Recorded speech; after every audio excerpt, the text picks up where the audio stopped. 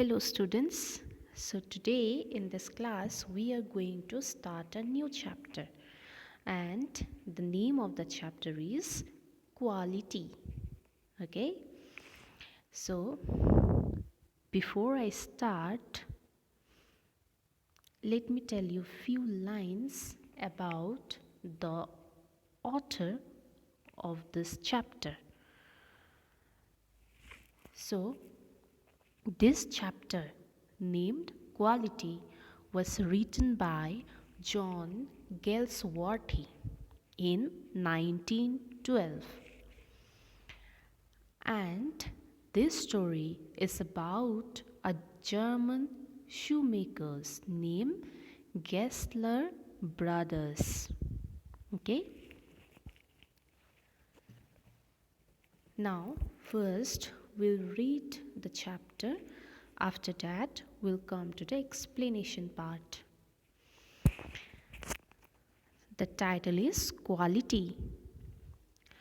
I knew him from the days of my extreme youth because he made my father's boots. He lived with his elder brother in his shop, which was in a small by street in a fashionable part of London. The shop had a certain quiet distinction. There was no shine upon it other than the name of Gessler Brothers, and in the window a few pairs of boots. He made only what was ordered, and what he made never failed to fit. To make boots, such boots as he made, seemed to me then, and still seems to me, mysterious and wonderful.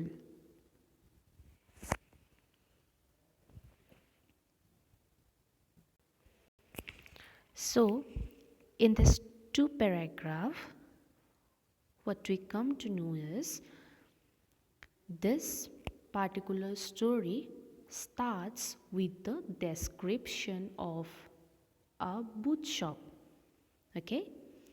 And the story is about a German shoemaker settled in London. His name was Mr. Gessler. According to the narrator, Gessler was a perfect artist. He used to make the boots of the narrator's father.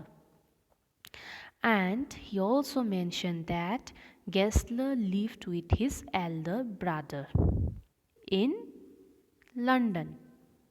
Okay? And on the top of the shop, there was a nameplate and it says Gessler Brothers, and there are few shoes displayed on the window. But Gessler Brothers make shoes only on order. Okay? And he is such a good craftsman that everything he used to make, it fits very beautifully. And that is why the narrator feels it very mysterious and wonderful, right? Now, moving on to the next paragraph. I remember well my shy remarks one day while stretching out to him my youthful foot. Is not it awfully hard to do, Mr. Gessler?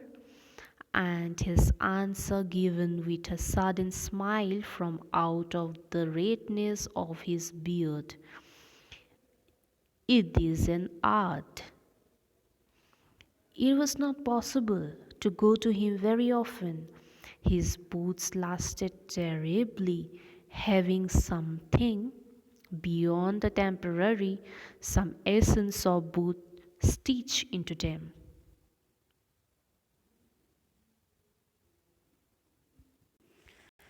Now, here the narrator then narrates one of his meetings with the shopkeeper, right? He says it has not possible to go to him very frequently, or the narrator could not visit the shop much. Why?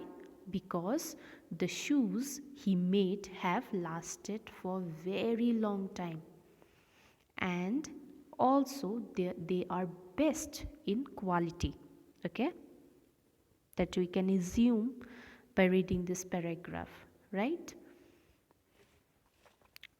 Now remember the word terrible. Okay, terrible means extremely or very. Okay, lasted terribly means lasted for a very long time. And also remember the phrase it is an art. Okay, means it is an art.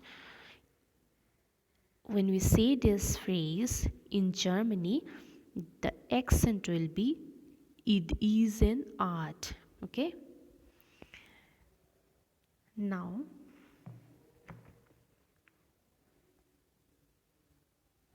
moving on, one went in, not as into most shops, but gracefully as one enters a church, and sitting on the single wooden chair waited. A guttural sound, and the tip tap of his slippers beating the narrow wooden stairs, and he would stand before one without coat. A little band in leather apron with sleeves turned back, blinking as if awakened from some dream of boots. Without a word, he would leave me retiring whence he come, or into the other portion of the shop, and I would continue to rest in the wooden chair, inhaling the incense of his trade. Soon he would come back holding in his hand a piece of gold brown leather. With eyes fixed on it, he would remark, "What a beautiful piece!" When I too had admired it, he would speak again, "When do you want them?" And I would answer, "Oh, as soon as you conveniently can." And he would say, "Tomorrow fortnight."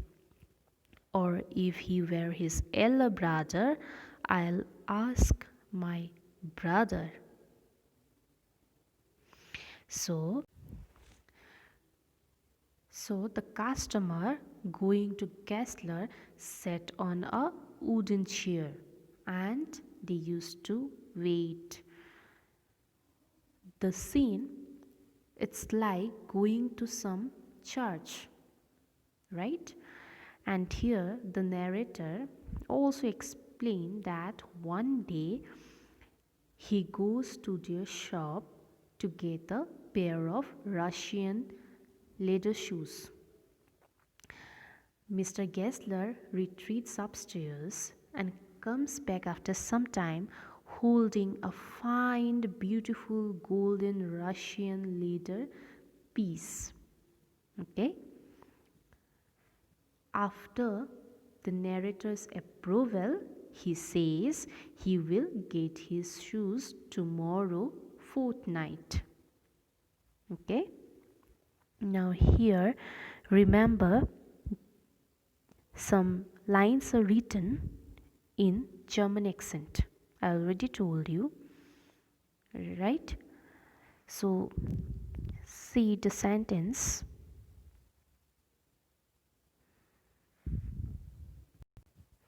Okay, now children, see the fifth line. What a beautiful bees means What a beautiful piece. Okay, it's in the Germany accent. Now, the next line, when do you want them, means when do you want them? And I would answer, oh, as soon as you conveniently can. Next, and he would say tomorrow fortnight, means fortnight. It's in the German accent, right? Now here is a new word, that is incense. The meaning is the smell of leather is compared to the smell of incense in a church, right? We used to light the incense. The aroma of the incense here is compared to the smell of leather. Okay. And also, or if he were his elder brother, I'll ask my brother. Brother, brother. Okay. And in German, the accent is brother. Okay. Now,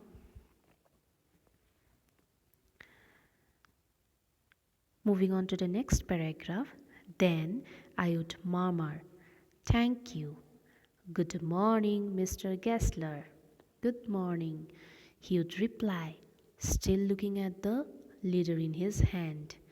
And as I moved to the door, I would hear the tip tap of his slippers going up the stairs to his dream of boots.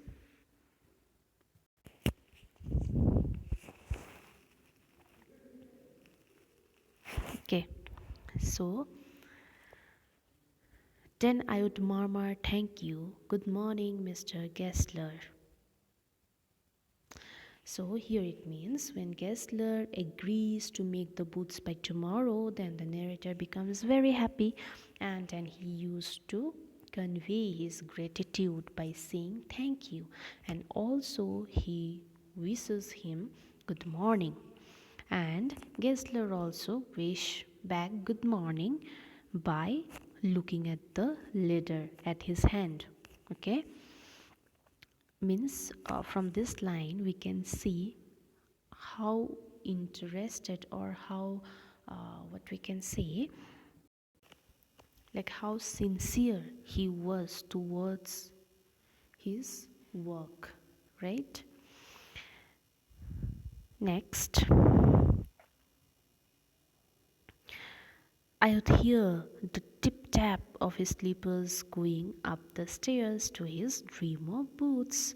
So the narrator also says that you can notice like the sound of the leather shoes, like tick tip tap, right? You can hear that sound. So when he used to stand and on his way to go upstairs to his dreamer boots, means to the room where he used to organize all his boots that he have already made, no, the sound of the slippers is like tip tap. Okay, so today we'll stop here, and tomorrow we'll start the story again.